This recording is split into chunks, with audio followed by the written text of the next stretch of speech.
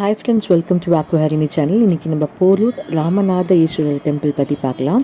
சென்னையில் உள்ள போரூர் ராமநாதேஸ்வரர் கோயில் பார்த்திங்கன்னா ராமாயணத்துடன் தொடர்புடைய சிவபெருமானுக்கும் அர்ப்பணிக்கப்பட்ட 8ஆம் நூற்றாண்டை சேர்ந்த ஒரு பழங்கால சோழர் கால கோயில்.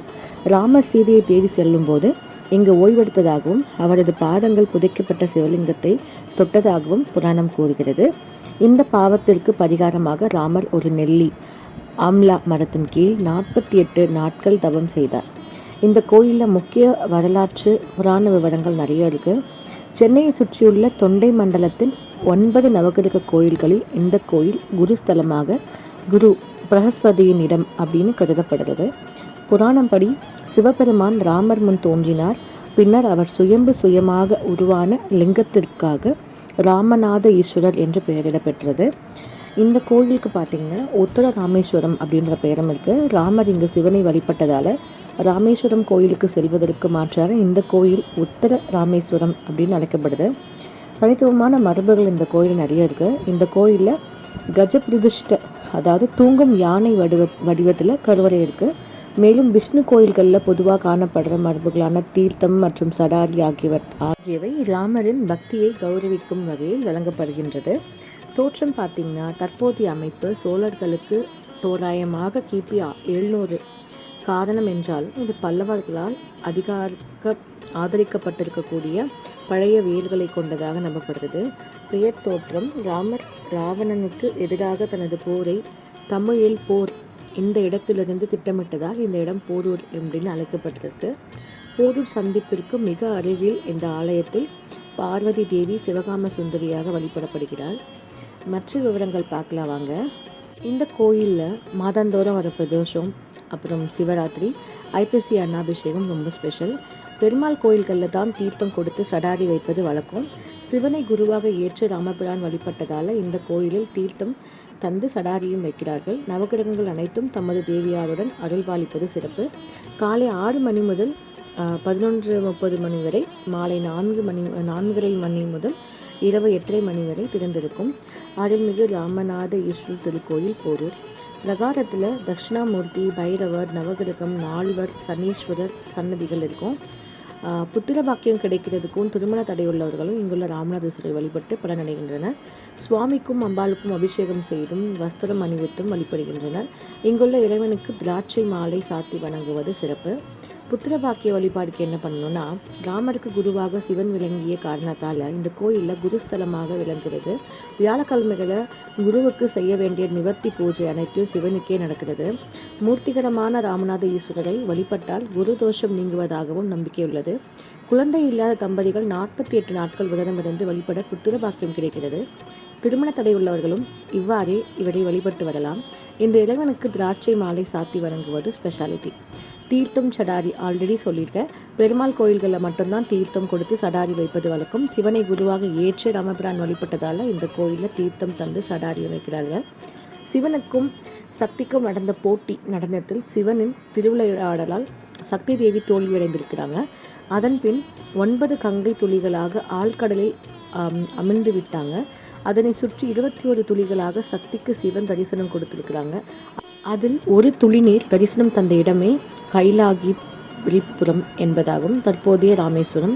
இச்சம்பவத்திற்கு பிறகு சக்தி தேவி தன் அண்ணன் மகாவிஷ்ணுவிடம் காளி ரூபத்தோடு சிவனை அடக்கி ஆள வேண்டும், பின்னர் சிவனை திருமணம் செய்து கொள்ள வேண்டும் என்பதே அந்த வரம். அவ்வாறே ஆகட்டும் என்று விஷ்ணு சிவன் காஞ்சிபுரத்தில் லிங்க வடிவில் இருப்பதாகவும் அங்கு போய் அவரை அடக்கியாளலாம் என்றும் கூறியிருக்கிறாங்க. சக்தி அங்கு சென்றதும் மாயவனின் லீலையில் காஞ்சிபுரம் முழுவதுமே லிங்கமயமாக காட்சியளிக்குது. உண்மையான சிவன் யாருன்னு தெரியாமல் சக்தி திணறாங்க. அவளது கோபம் அதிகமாயிருது. தன் கணவரை பிரிந்து வாடுவது போல் தன் அண்ணன் விஷ்ணுவும் ராம அவதாரம் எடுத்து மனைவியாகிய சீதையை பிரிந்து துன்புற வேண்டும், பின்னர் சிவனை வழிபட்டு சீதையை அடைய வேண்டும் என்று சாபம் கொடுத்துருவாங்க. இந்த சாபத்தின் படிதான் விஷ்ணு ராம அவதாரத்தின் போது சீதையை பிரிந்து அவளை தேடி செல்லும் போது இலுப்பைக்காடு சூழ்ந்த போரூர் என்ற இடத்துல ஒரு நெல்லி மரத்தடியில் அமர்ந்து பூமி கடையில் லிங்கம் இருப்பதை அறிந்து அதை வெளிக்கொண்டு வர 48 நாட்கள் தவம் செய்து அத்தவத்தால் மகிழ்ந்த சிவன் பூமியை பிளந்து கொண்டு லிங்க வடிவில் வந்தார்.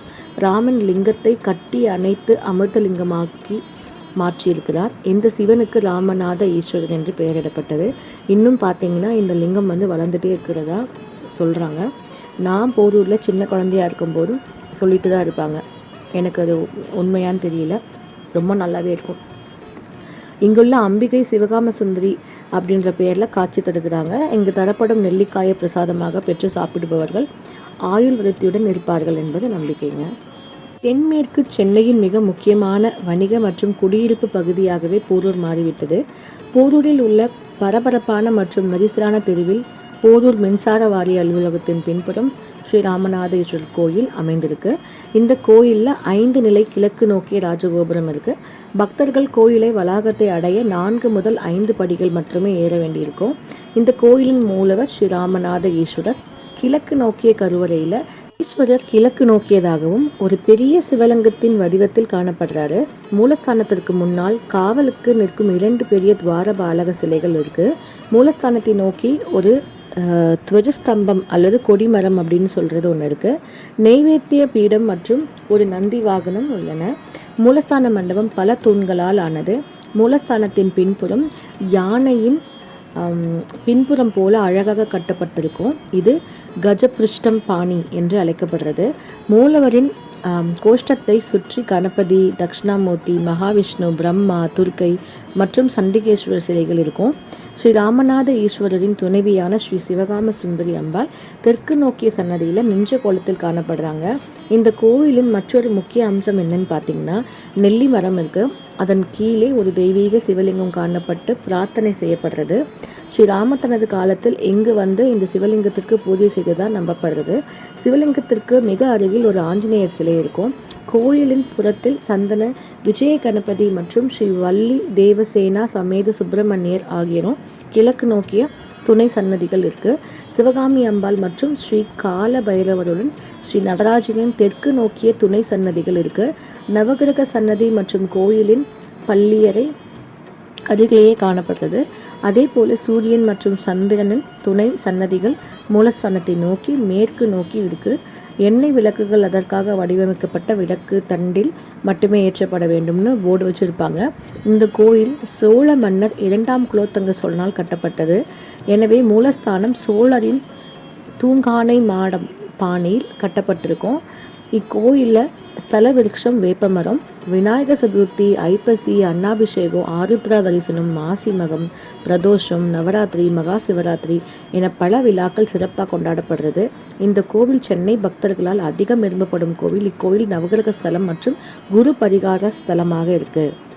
ராமபிரான் ஒரு கணம் மகாவிஷ்ணுவாகவே மாறி சிவனை கட்டி தழுவியதால் அமிர்தலிங்கமாக மாறி காட்சி கொடுத்ததாகவும், ராமபிரான் போருக்கு சென்று சீதையை மீட்டு வர ஆசி வழங்கி அனுப்பியதாலும் இங்கு வீற்றிருக்கும் சிவபெருமான் ராமபிரானுக்கு குரு, ஆதி ராமேஸ்வரம், உத்தர ராமேஸ்வரர் என சிறப்பு பெயர்கள் கொண்டு தொண்டை மண்டலத்தில் அமைஞ்சிருக்கு. நவகிரக ஸ்தலங்களில் குரு ஸ்தலமாக இருக்கிறதுக்கும் மேலும் இவ்வாலயத்தில் மகாவிஷ்ணு பிரசாதமான தீர்த்தம் ஜடாரி வழங்கப்படுறதை பற்றி அதிகமாக சொல்லிட்டேன். இப்போ சுருக்கமாக முடிச்சுக்கிறேன்.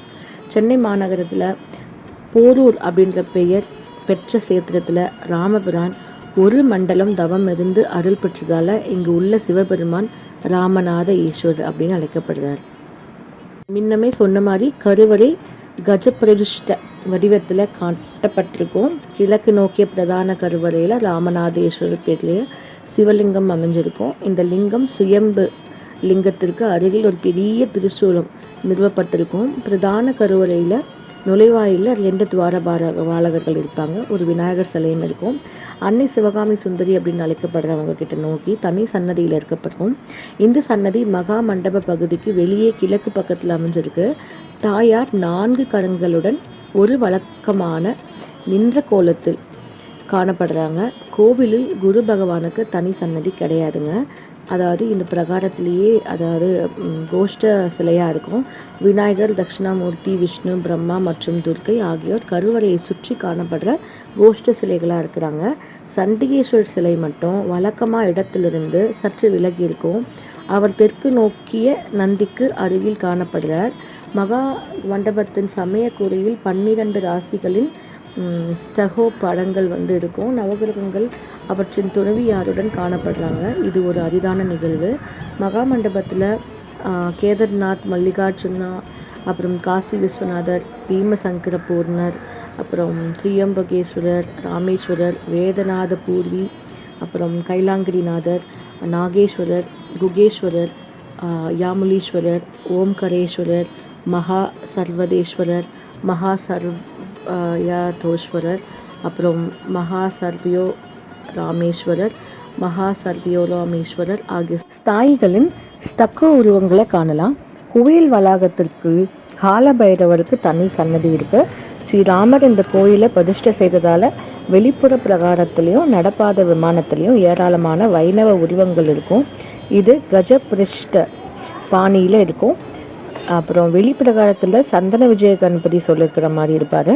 சுப்பிரமணியர் மற்றும் அவரது துணைவியார் வள்ளி தேவானை மற்றும் சனீஸ்வரர் ஆகியோரும் இருப்பாங்க. பிரம்மா மற்றும் ராமபாதம் அதாவது தடம் அருகே நந்தியுடன் கிழக்கு நோக்கி ஒரு சிறிய சிவலிங்கம் இருக்கும். பிரகாரத்தோட தெற்கு பக்கத்தில் புனித வேப்ப மரத்தின் கீழ் பிரம்மா காணப்படுறாரு. பிரம்மா வடக்கு நோக்கி இருக்கிறாரு. கோவிலோட ஸ்தல விருட்சம் நெல்லி மரம், வேம்பு மரம் ஆகும். ராமநாதேஸ்வரன் கோயிலின் முக்கியத்துவம் என்னன்னு பார்த்தீங்கன்னா, வைணவ மரபை பின்பற்றுறது. பக்தர்கள் நான் சொன்ன மாதிரி விஷ்ணு கோயிலில் பண்ணுற எல்லாமே இங்கே பண்ணுவாங்க. ஸ்ரீராமரின் சிவபக்தி காரணமாக இந்த வழக்கம் இங்கே பின்பற்றப்படுறது. இந்த மரபை பின்பற்றும் சில சிவன் கோயில்களில் இதுவும் ஒன்று. ராமநாதேஸ்வரர் கோயிலில் வழிபடுவதால் கிடைக்கும் நன்மைகளை பற்றி நான் ஆல்ரெடி சொல்லிட்டேன். பக்தர்கள் குரு பகவானை வழிபடும் போது அவர் குரு தோஷங்களை நீக்கிறாரு.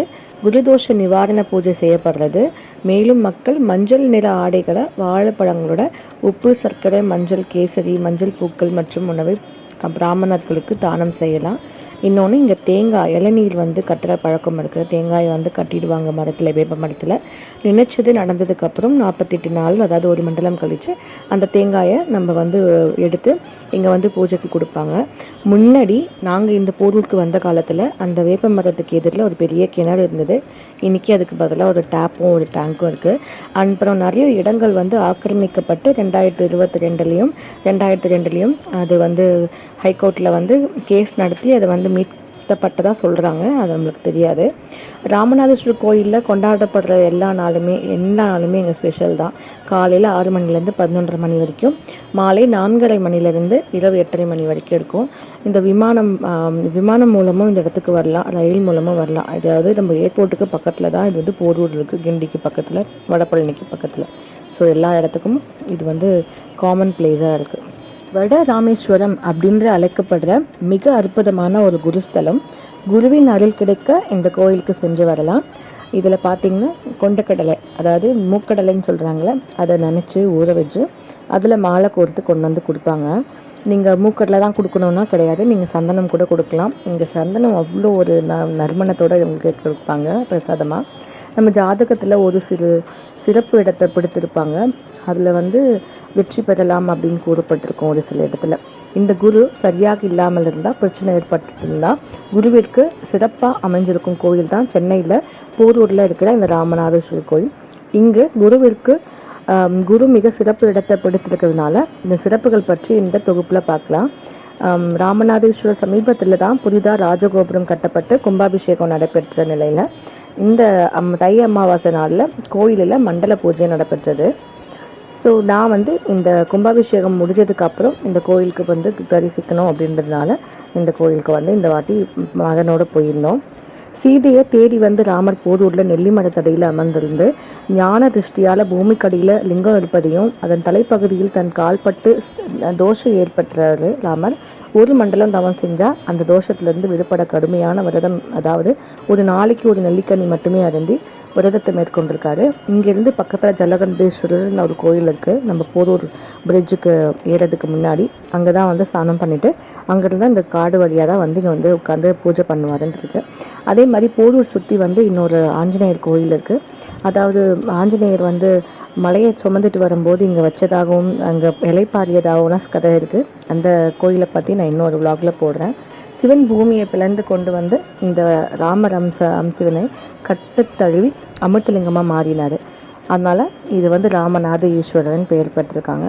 நான் இது ஏன் திரும்ப திரும்ப சொல்கிறேன்னா, நம்ம போரூர் சார்ந்தவங்க நிறைய பேர் இருப்பாங்க. கண்டிப்பாக கோயிலுக்கு போயிருப்பாங்க. இனிமேல் போகும்போது நான் சொன்ன விஷயங்கள்லாம் வந்து ஒத்து பாருங்கள், இந்த மாதிரி இருக்கான்னு கவனித்து பாருங்கள், ஒழுங்காக சேவிச்சுட்டு வாங்க. அப்புறம் போலூரை சுற்றி இருக்கிற இடத்துல இருந்து வரவங்களும் இந்த கோயிலோட பெருமையை வந்து தெரிஞ்சுட்டு வாங்க.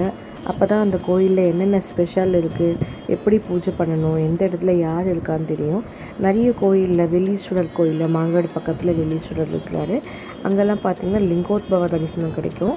இங்கே வந்து பிரம்மாவோட இருப்பார். ஸோ தனித்தனியாக பிரம்மா, அப்புறம் அந்த பக்கம் மகாவிஷ்ணு, இந்த பக்கம் வந்து குரு இருப்பார். இந்த கோயிலுக்கு எல்லோரும் ஒரு தடவை தரிசனம் பண்ணுறதுனுன்றதுக்காக தான் இந்த விளாக் போட்டிருக்கேன். தேங்க்யூ.